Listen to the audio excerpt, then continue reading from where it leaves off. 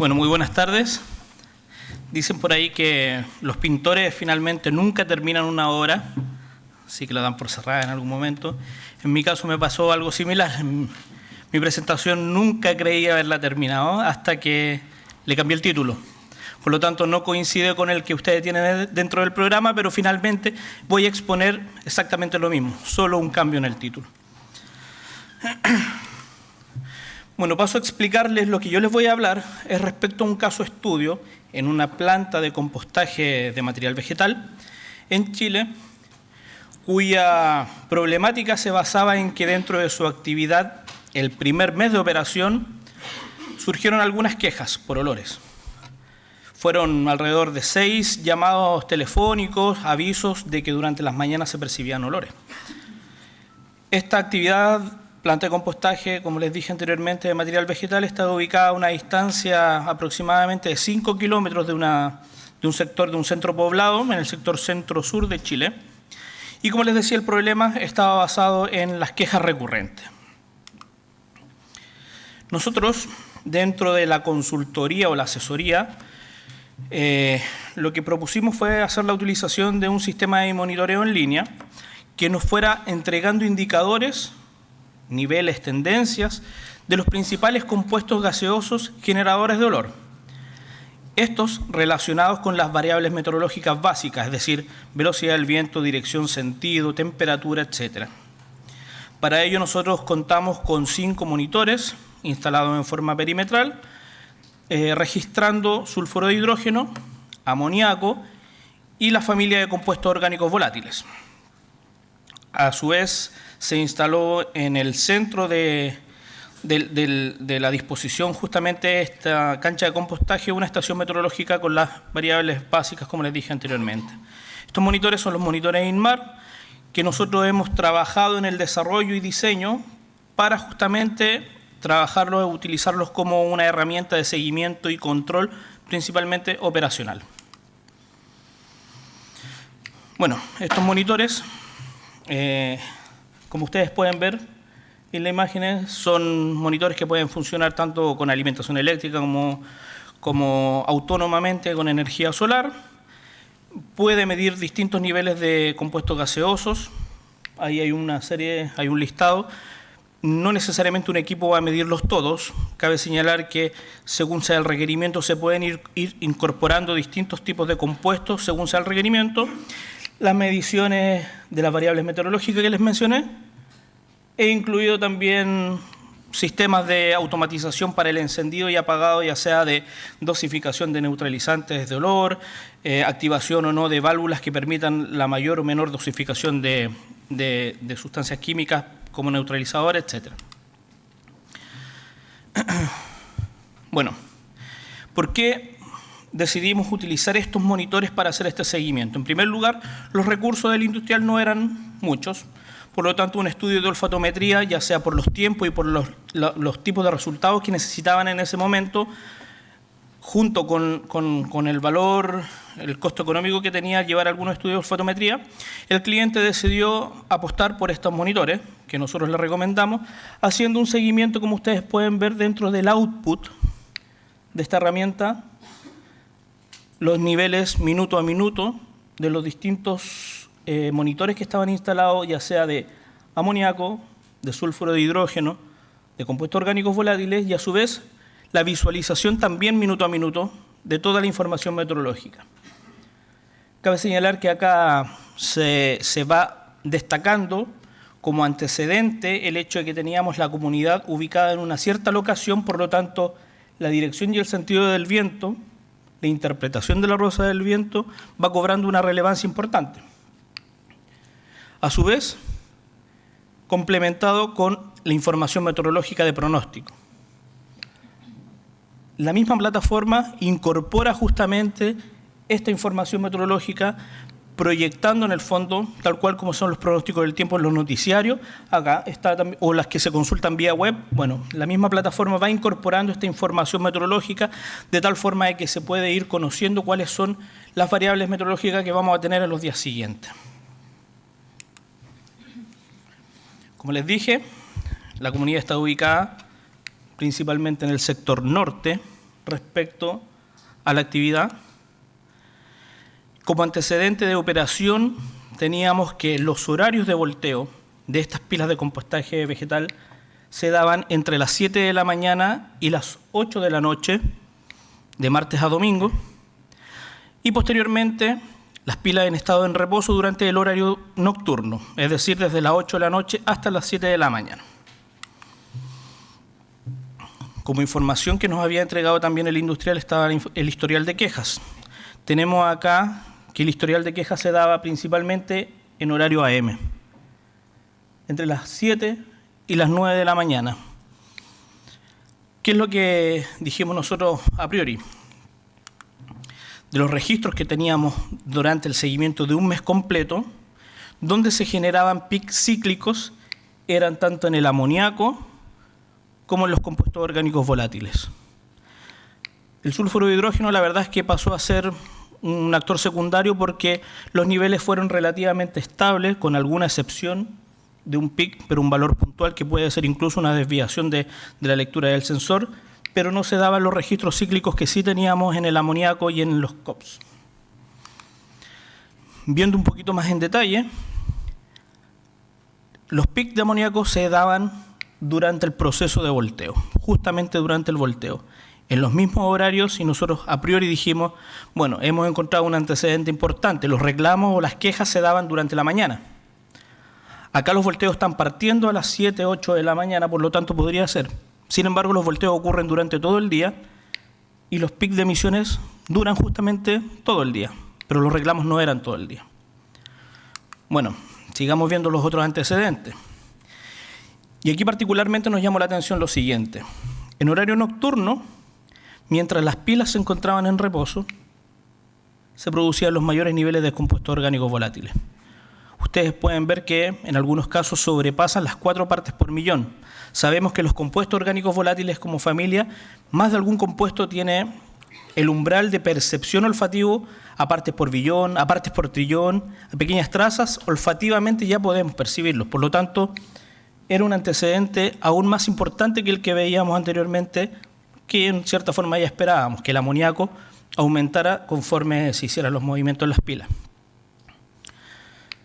Por lo tanto, como antecedente, tanto en horario nocturno como en horario AM, predominaban las emisiones de COPS.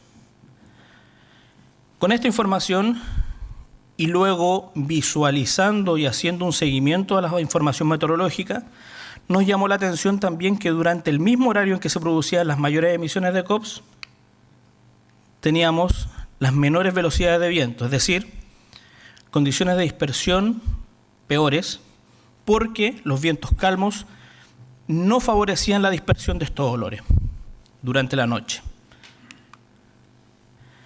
Más aún, viendo el detalle justamente de la rosa de vientos, para ver la dirección de estos vientos calmos, que en rojo se destacan en la gráfica, vemos que la predominancia de los vientos calmos apuntan justamente hacia el sector de la comunidad. Es decir, tenemos acá una conjugación de situaciones en que interfieren las mayores emisiones de compuestos orgánicos volátiles en horario nocturno, tenemos predominancia de vientos calmos en horario nocturno y AM, al igual que las emisiones de COPS, y además una predominancia de vientos calmos hacia la comunidad. Haciendo el cruce completo, viendo abajo en rojo las flechas en donde la dirección del viento apunta hacia la comunidad y posee características de vientos calmos, es decir, por debajo de 1 metro por segundo, junto con emisiones que superan las 3 ppm de compuestos orgánicos volátiles, se daban 3 condiciones críticas que coincidieron con cada una de las quejas que se habían tenido hasta ese momento.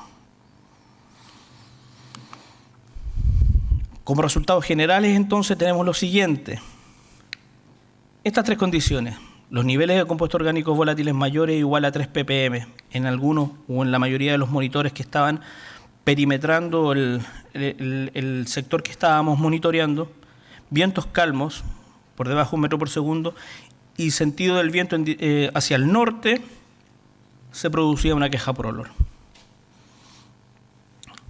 Por ende, como conclusión principal de este caso, nos llevó a, primero, y muy importante, validar las quejas.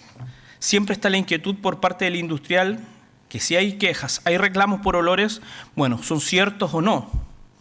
En este caso hicimos una validación de las quejas porque los horarios y las condiciones que se generaban justamente en terreno coincidían con los horarios de los reclamos justamente de las comunidades. Se determinó finalmente que la alta emisión nocturna de los compuestos orgánicos volátiles, junto con esta baja dispersión de los olores, eran los que finalmente llegaban a estos 5 kilómetros de distancia a la comunidad vecina más cercana. Es decir, un movimiento lento de estas emisiones, finalmente, si bien se emitían durante la noche, llegaban durante la mañana a la comunidad. Y como acción, la empresa como tal pudo automatizar y utilizar esta información como una herramienta operacional. Es decir, automáticamente, mientras se generaban estas tres condiciones, este monitor, así como lo hemos llamado inteligente, entregaba la alerta o entregaba la condición, el OK, para que se activaran en forma automática, no necesariamente con un operador pendiente de los registros o un operador que encendiera o apagara un switch, sino que automáticamente el encendido y el apagado justamente de sistemas de neutralización de olor cuando estuvieran estas condiciones críticas hacia la comunidad. Y no sobredosificar de pronto o sobreutilizar un sistema de neutralización. Muchas gracias.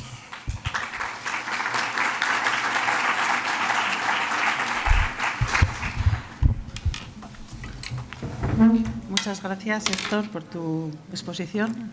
Si alguno de los presentes tiene alguna pregunta.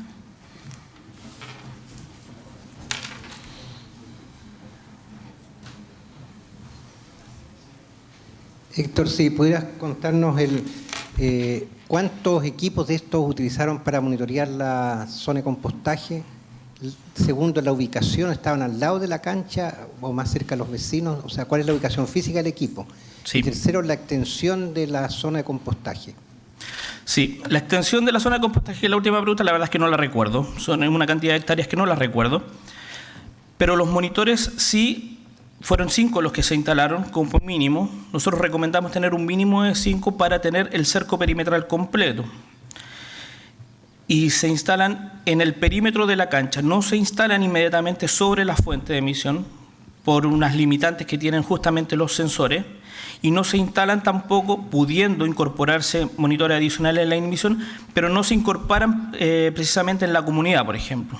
Podríamos haber incorporado uno, pero en este caso el industrial no lo quiso porque podría llamar mucho la atención ante la comunidad y la verdad es que lo estaba haciendo más o menos en forma interna. Entonces fueron 5 monitores que se instalaron en el perímetro de la cancha, no sobre la fuente, y la extensión la verdad es que no la recuerdo, pero un mínimo de 5 es recomendable. Sí, yo quería preguntar, ¿el proceso de compostaje se daba en una nave cerrada, en una nave abierta, sin nave? Sí, se daba, era semiabierta porque solamente contaba con un techo. Pero en las paredes laterales obviamente estaba al descubierto, cualquier movimiento y cualquier paso de aire en el fondo movía estas masas de aire que se iban desprendiendo o se iban emitiendo justamente durante estos movimientos, por lo tanto la única medida de contención era el techo, nada más. Gracias.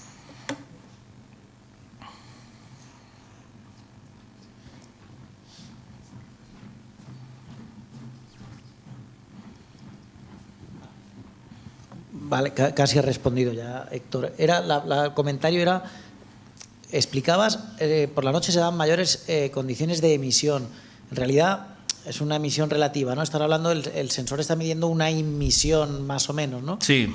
Vale, era un poco la cuestión, es decir, sí. La emisión real no la sabes, pero estás diciendo que por la noche encontrabas en ese punto donde están los sensores una mayor, vamos a llamarle emisión, si me lo aceptas, ¿no? Justamente, vale, justamente. Ya está. Perfecto, gracias. Tal cual.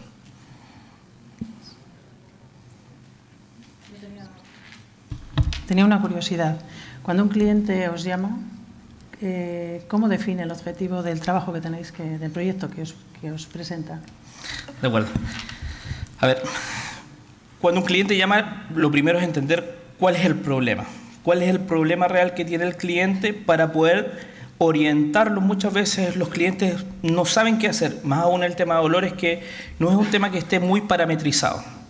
Por lo tanto, nosotros tomamos la solicitud, la trabajamos, la interpretamos y con esa información nosotros podemos proponerle alternativas. En este caso en particular, la angustia del cliente era que habían reclamos y no sabía si los reclamos eran reales o era porque la comunidad se había enterado de que había entrado en operación esta planta.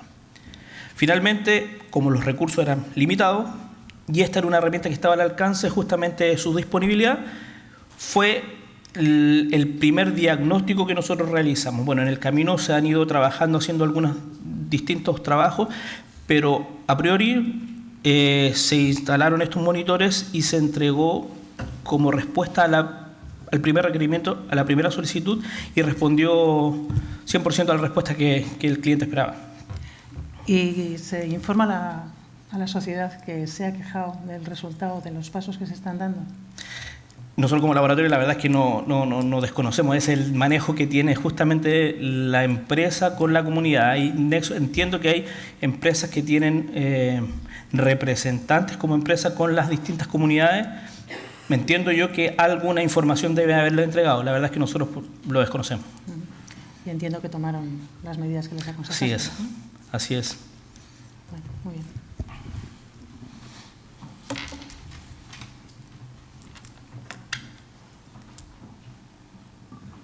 ¿Tienen experiencia de algún caso en el cual la población se ha quejado de olores, sin especificar de qué tipo, o ácidos, o básicos, orgánicos, inorgánicos? Es decir, una queja general, pero sin saber exactamente a qué es debido ese olor. No entiendo muy bien la pregunta. Sí, es decir, la población se queja de algo, pero no saben lo que es. Exacto, tal cual. O sea, en este caso la comunidad era reclamo por olores, derechamente por olores, sin dar ninguna característica. Bien es sabido también que los gases en sí, cada uno por separado o su interacción puede tener un estímulo olfativo diferente. Pero en este caso era la primera etapa, el primer paso, un paso inicial para determinar qué compuestos gaseosos odorantes podrían tener cierta influencia en los reclamos, para validar justamente los reclamos. Lo recomendable en este caso, obviamente, es trabajar con olfatometría dinámica, hacer a través de un modelo de dispersión, proyectar cuáles son estas emisiones odorantes y hacer un estudio de impacto odorante, como le llamamos nosotros. Pero como una etapa inicial en este caso, era una respuesta rápida, urgente, teníamos el tiempo limitado y en el fondo respondía en cierta forma a la urgencia que tenía el cliente. Pero efectivamente, una comunidad no va a lograr decir si es un olor ácido, básico o lo que sea, ni va a dar el nombre del compuesto que está percibiendo, va a dar descriptores, va a decir hay olor a huevo podrido, no va a decir hay olor a sulfuro de hidrógeno, por ejemplo. Es así, las quejas eran por olores.